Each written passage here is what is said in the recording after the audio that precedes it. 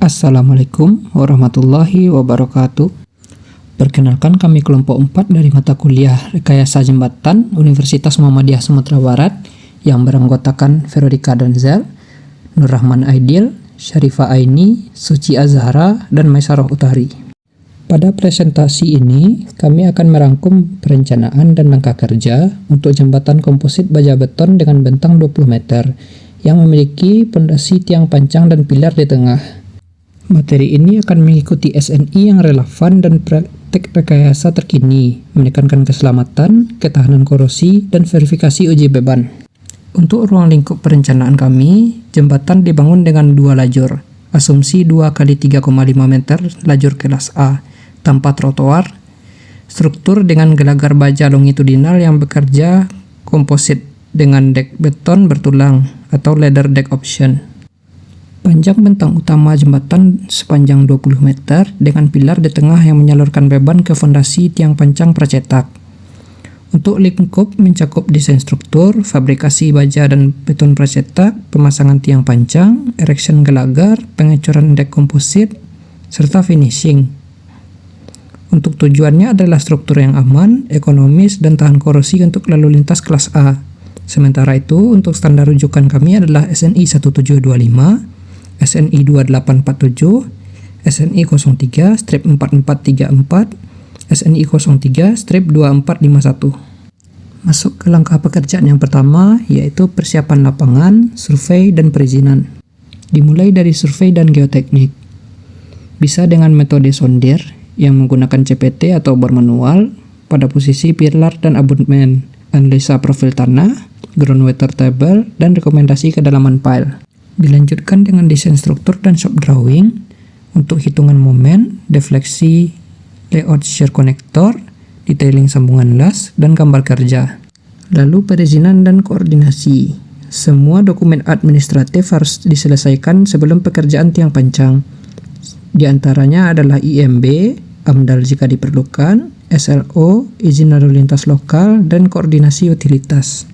Hal lain yang juga perlu diperhatikan adalah keselamatan kerja, rencana traffic manajemen, proteksi terhadap publik, dan prosedur kerja tinggi serta penanganan kren dan pile driving. Setelah persiapan lapangan dilakukan, maka langkah selanjutnya adalah pemasangan tiang pancang. Pertama, menentukan titik pancang sesuai gambar, mengangkat tiang pancang dengan crane, memancang hingga mencapai lapisan keras atau daya dukung. Estimasi kedalaman adalah 10-20 meter. Kemudian memotong kepala tiang sesuai elevasi desain. Mutu beton tiang pancang adalah K250. Perkuatan pile mengacu SNI 034434 4997. Kemudian dilakukanlah pembuatan pile cap, mulai dari pemasangan backisting, pemasangan tulangan, kemudian pile cap sebagai pengikat seluruh tiang pancang. Selanjutnya, pemasangan abutmen di kedua ujung jembatan. Abutmen dibangun pada kedua ujung jembatan sebagai struktur utama yang menopang ujung bentang jembatan, sekaligus menahan tekanan tanah dari timbunan jalan pendekat. Sebelum konstruksi dimulai, dilakukan pekerjaan pondasi sesuai desain. Kemudian dilanjutkan dengan pemasangan tulangan, backisting, dan pengecoran badan. Setelah pengecoran selesai, beton dirawat atau disebut juga coring hingga mencapai kekuatan yang disyaratkan. Yang kedua, memasang sayap abutmen atau wing wall. Wing wall dipasang di sisi kanan dan kiri abutmen untuk menahan tanah timbunan, agar tidak longsor serta mengarahkan aliran tanah menuju jalan pendekat. Proses pemasangannya meliputi pemasangan tulangan, backisting, pengecoran beton, kemudian dilakukan coring hingga beton mencapai mutu yang direncanakan.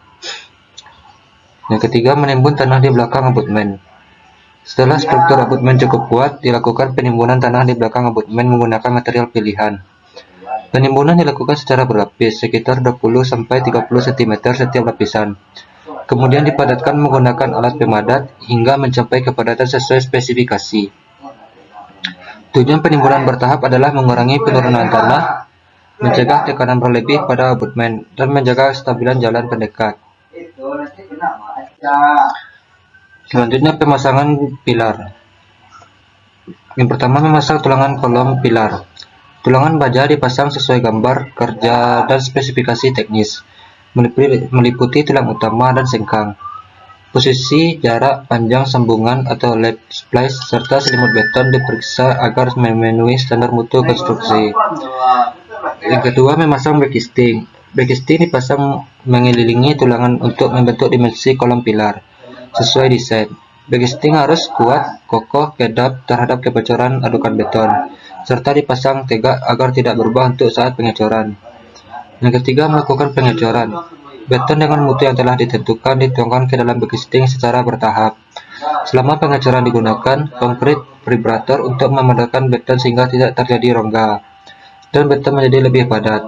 Permukaan beton dirapikan setelah pengecoran selesai. Yang keempat, melakukan curing beton hingga mencapai kekuatan yang cukup. Setelah beton mulai mengeras, dilakukan curing dengan menjaga kelembapan permukaan beton, misalnya menggunakan penyiraman air, karung basah, atau curing kompon. Curing umumnya dilakukan minimal 7 hari atau sesuai spesifikasi proyek, agar proses hidrasi semen berlangsung optimal dan beton mencapai kekuatan yang direncanakan. Setelah kuat, backisting dibongkar dan dilakukan pemeriksaan kualitas permukaan serta dimensi pilar sebelum pekerjaan berikutnya dilanjutkan.